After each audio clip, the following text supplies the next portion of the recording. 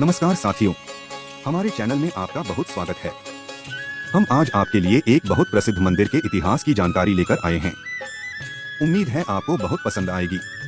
ये कहानी राजस्थान के सालासर बालाजी धाम की कहानी है, जो कि चूरू जिले में स्थित है। यह घटना सन 1754 की है। सीकर के रुलियानी ग्राम के निवासी लक्ष्मीराम जी पाटोदिया के सबसे छोटे पुत्र मोहनदास को बचपन से ही सत्संग और पूजा अर्चना पसंद था।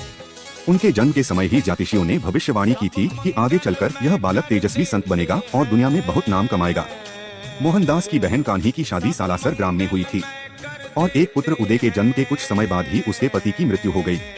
मोहनदास जी अपनी बहन और भांजे की देखरेख करने के लिए सालासर आकर उनके साथ रहने लगे। उनकी मेहनत से कान्ही के खेतों में सोना उगने लगा। अब बुरे दिन खत्म हो गए और मोहनदास का भांजा उदय भी बड़ा हो गया था। उसका विवाह कर दिया गया। एक दिन मामा भांजे दोनों मिलकर खेत में कृषि का कार्य कर रहे थे। तभी मोहनदास के हाथ से किसी ने गड़ासा छीनकर दूध फेंक दिया। मोहनदास पुनः उठा लाए और कार्य में लग गए। पुनः किसी ने गड़ासा छीनकर दूध फेंक दिया। ऐसा कई बार हुआ। उदय दूर से सब देख रहा था। वह पास आया और मामा को कुछ देर आराम करने की सलाह दी। मोहनदास जी ने कहा कि कोई उनके हाथ से जबरन गड़ासा छीन कर फेंक रहा है। शाम को उदय ने अपनी माँ कान्ही से ये बात बताई। कान्ही ने सोचा कि भाई का विवाह करवा देते हैं, फिर सब ठीक हो जाएगा। यह बात मोहनदास को ज्ञात हुई तो उसने कहा कि जिस लड़की से मेरे विवाह की बात चलाओगी उसकी मृत्यु हो जाएगी। और वास्तव में ऐसा ही हुआ। जिस कन्या से मोहनदास के विवाह की बात चल रही थी वह अचानक ही मृत्यु को प्राप्त हो गई। इसके बाद कान्ही ने भाई पर विवाह के लिए दबाव नहीं डाला। मोहनदास जी ने ब्रह्मचर्य व्रत धारण किया और भजन कीर्तन में समय व्यतीत करने लगे। एक दिन कान्ही अपने भाई और पुत्र को भोजन करा रही थी। तभी द्वार पर किसी याचक ने भिक्षा मांगी। कान्ही को जाने में कुछ देर हो गई। वह पहुंची तो उसे एक परछाई मात्र दृष्टिगोचर हुई। पीछे पीछे मोहनदास जी भी दौड़े आए थे। उन्हें सच्चाई पता थी कि वह तो स्वयं बालाजी थे। कान्ही को अपने विलंब पर बहुत पश्चाताप हुआ। वह मोहनदास जी से बालाजी के दर्शन कराने का आग्रह करने लगी। मोहनदास जी ने उन्हें धैर्य रखने की सलाह दी। लगभग 1.5-2 माह पश्चात किसी साधु ने पुनः नारायण हरि का उच्चारण किया, जिसे सुन कान्ही दौड़ी दौड़ी मोहनदास जी के पास गई। मोहनदास द्वार पर पहुंचे तो देखते हैं कि वह साधु वेशधारी बालाजी ही थे, जो अब तक वापस हो लिए थे। मोहनदास तेजी से पीछे दौड़े और उनके चरणों में लौट गए तथा विलंब के लिए क्षमा याचना करने लगे। तब बालाजी वास्तविक रूप में प्रकट हुए और बोले, मैं जानता हूँ मोहनदास, तुम सच्चे मन से सदैव मुझे जपते हो। तुम्हारी निश्चल भक्ति से मैं बहुत प्रसन्न हूँ। मैं तुम्हारी हर मनोकामना पूर्ण करूँगा। बोलो। मोहनदास विनयपूर्वक बोले, आप मेरी बहन कान्ही को दर्शन दीजिए। भक्त वत्सल बालाजी ने आग्रह स्वीकार कर लिया और कहा, मैं पवित्र आसन पर विराजूंगा और मिश्री सहित खीर व चूरमे का भयाग स्वीकार करूंगा। भक्त शिरोमणि मोहनदास सप्रेम बालाजी को अपने घर लाए और बहन भाई ने आदर सहित अत्यंत कृतज्ञता से उन्हें मनपसंद भोजन कराया। सुंदर और स्वच्छ शैया पर विश्राम के पश्चात भाई बहन की निश्चल सेवा से प्रसन्न हो बालाजी ने कहा कि कोई भी मेरी छाया को अपने ऊपर करने की चेष्टा नहीं करेगा। श्रद्धा सहित जो भेंट की जाएगी मैं उसे प्रेम पूर्वक ग्रहण करूंगा एवं इस सालासर स्थान पर सदैव निवास करूंगा। ऐसा कह बालाजी अंतर्ध्यान हो गए और भक्त भाई बहन कृत्य हो उठे। इसके बाद से मोहनदास जी एकांत में एक शमी के वृक्ष के नीचे आसन लगाकर बैठ गए। उन्होंने मौन व्रत धारण कर लिया। लोग उन्हें पागल समझ बावलिया नाम से पुकारने लगे। एक दिन मोहनदास शमी वृक्ष के नीचे बैठे धूनी रमाए तपस्या कर रहे थे कि अचानक वह शमी वृक्ष फलों से लग गया। एक जाट पुत्र फल तोड़ने के लिए उसी शमी वृक्ष पर चढ़ा तो घबराहट में कुछ फल मोहनदास जी पर आ गिरे। उन्होंने सोचा वृक्ष से कोई पक्षी गिरकर घायल न हो गया हो, लेकिन आंखें ख्याली तो जाट पुत्र को वृक्ष पर चढ़ हुआ देखा। जाट पुत्र भय से कांप उठा था। मोहनदास जी ने उसे भयमुक्त किया और नीचे आने को कहा। नीचे आने पर जाट पुत्र ने बताया कि मां के मना करने पर भी पिता ने उसे शमी फल लाने की आज्ञा दी और कहा कि वह पागल बावलिया तुझे खाते आड़े ही जाएगा। तब बाबा मोहनदास जी ने कहा कि अपने पिता से कहना कि इन फलों को खाने वाला व्यक्ति जीवित नहीं रह सकता। लेकिन जाट ने बाबा की बात को खिल्ली में उड़ा दिया। कहते हैं कि फल खाते ही जाट की मृत्यु हो गई।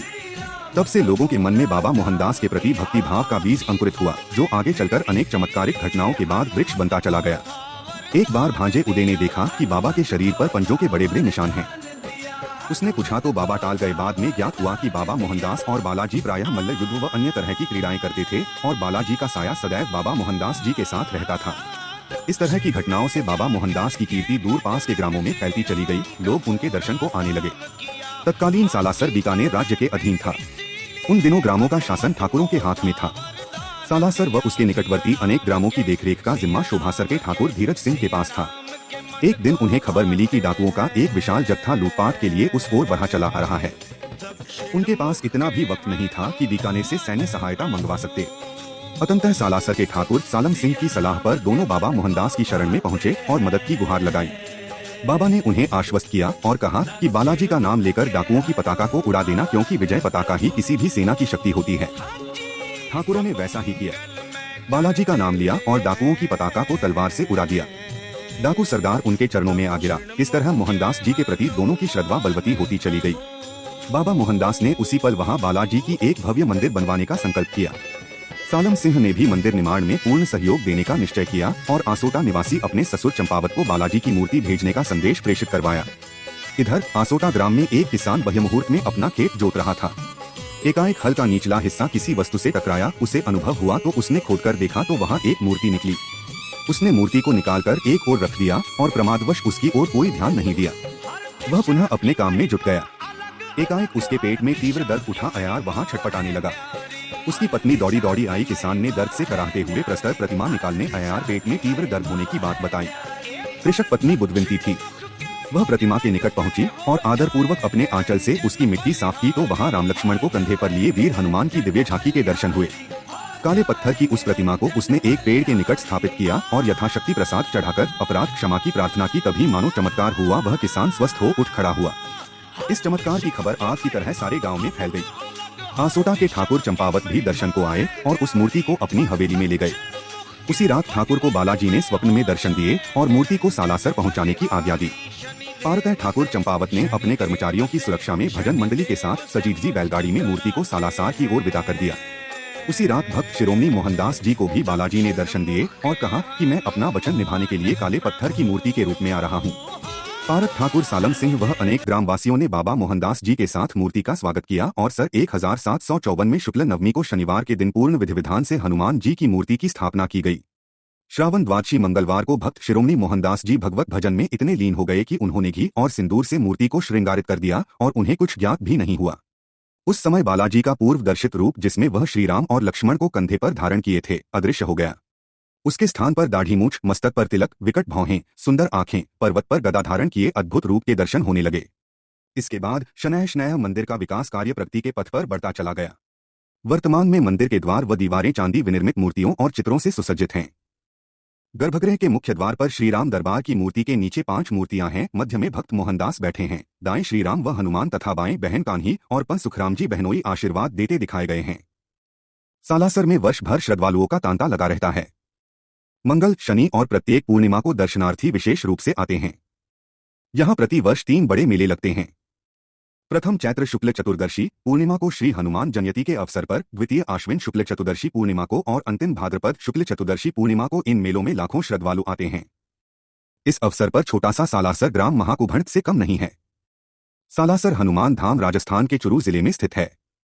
यह जयपुर बीकानेर राजमार्ग पर सीकर से लगभग 57 किलोमीटर व सुजानगढ़ से लगभग 24 किलोमीटर दूर स्थित है। यहां पहुंचने के लिए जयपुर व अन्य स्थानों से पर्याप्त परिवहन साधन उपलब्ध हैं। किराए की टैक्सी सेवा भी उपलब्ध है। इस धाम के बारे में यह प्रसिद्ध है कि यहां से कोई भी भक्त खाली हाथ नहीं लौटता। सालासर बालाजी सभी की मनोकामनाएं पूर्ण करते हैं। कालांतर में मोहनदास जी ने भांजे उद्यराम जी को अपना चोला प्रदान कर उन्हें मंदिर का प्रथम पुजारी नियुक्त किया। आज भी यह परंपरा कायम है। मोहनदास जी के चोले पर विराजमान होकर ही पूजा अर्चना की जाती है।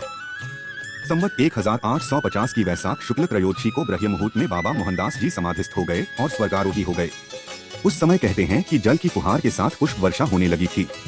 अनेक लोगों ने बालाजी के प्रत्यक्ष दर्शन किए थे, जो अपने सख तुल्य मोहनदास को आशीष दे रहे थे। आज सालासर भक्तों का एक पुनीत तीर्थ है।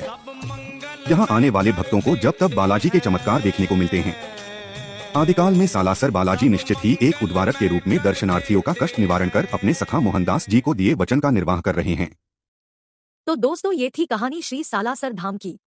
अगर आपको अच्छी लगी हो तो इस वीडियो को लाइक जरूर करें और हमारा चैनल जरूर सब्सक्राइब करें। आपका बहुत बहुत धन्यवाद।